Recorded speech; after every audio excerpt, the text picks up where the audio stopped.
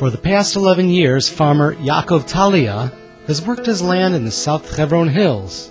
But last year, the authorities decided to take away part of his land and hand it over to Arabs from a nearby town. You have plowed your fields, you planted your fields, and then the government came and they took that land which you have plowed, you have sowed, you have worked the land for nearly 15 years. They suddenly come and they take it and they just give it to the Palestinians. This is really ridiculous, because what I've been building up, what I have worked for, what I am still working for, suddenly the government came and they bound my hands. 11 years ago, Talya left his home in South Africa and came with his family to Israel. The young rancher wanted to build a farm in the Jewish homeland and asked the state to authorize him to use land in the area for raising his sheep.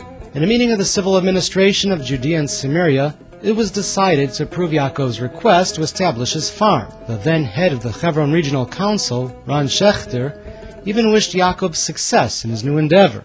But the very same administration declared Talya's farm illegal. I am not allowed to go into that field. If I take my sheep out for grazing, and by accident, I'm talking at this moment, my sheep are running into that field, I'm not allowed to go and fetch my sheep back.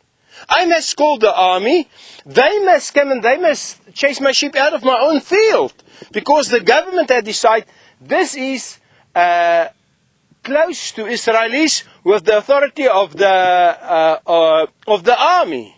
Yaakov's land was declared a closed military zone, off limits only to Jews. But before that, left-wing activists, along with local Arabs, had time to plant olive trees on Yaakov's land. These olive trees have since been used as alleged proof that Arabs own the land. You can see it is planted with a planter. It is not planted the way the Palestinians are doing it. And in the middle of the field which are planted, they come and put some olive trees, because there's a certain law that allows them, if there's olive tree planted, it is his land. I mean, it's ridiculous. You don't go and plant olive trees in a land that you are agriculturing it, or working it to plow and reap it and have a benefit, a proper benefit. Plant it in an area that is, I mean, for me, this isn't really area for that, because next to that tree I can't really grow any crops anymore.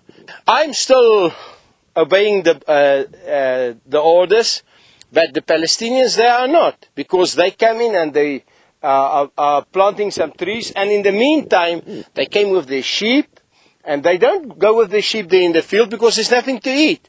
They go into my field that I still have got the authority to go with my sheep in there. Talya says that the government helps the Arabs steal during the day, but that the Arabs manage alone to steal at night. The Palestinians came, and they stole my sheep. And they are standing in the middle of the field here. I can't go after them, because then I'm in trouble. Because I've broken the law.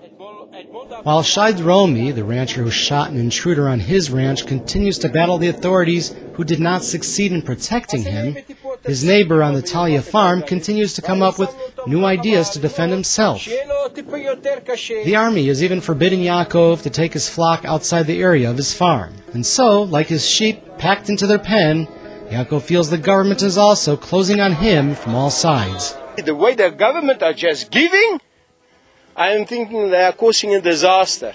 I think if people start caring for the land and have a bigger love for the land, then things will be totally different. Because you know for yourself, people that loves the land, care for the land gives back.